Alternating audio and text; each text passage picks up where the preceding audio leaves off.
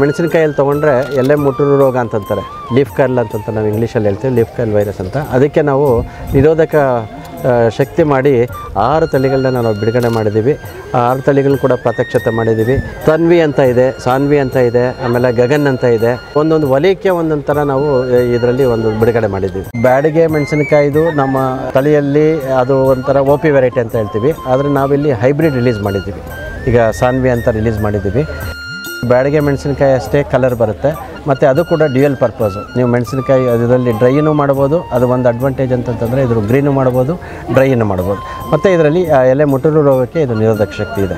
ಅದು ಭಾಳ ಒಂದು ಇದು ಇಂಪಾರ್ಟೆಂಟ್ ಥಿಂಗ್.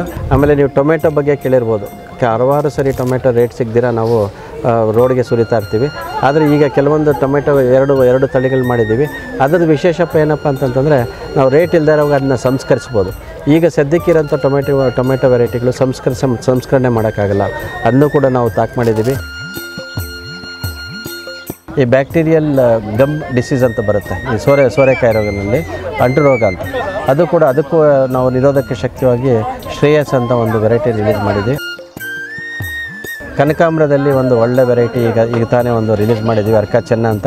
ತಿರ್ಗಾ ಇನ್ನೂ ಅದಾದಮೇಲೆ ಇನ್ನೊಂದು ಮಿಟೆಂಟ್ ಬನ್ ಅಂತಂದ್ಬಿಟ್ಟು ಅದು ಕೂಡ ಭಾಳ ಅತ್ಯುತ್ತಮವಾಗಿರುವಂಥದ್ದು. ಇಳುವರಿ ನಮ್ಮ ಲೋಕಲ್ ತಳಿಗಳೇನಿದೆ, ಲೋಕಲ್ ತಳಿಗಳಿಂದ 7 ರಿಂದ 8 ಟೈಮ್ ಜಾಸ್ತಿ ಇದೆ.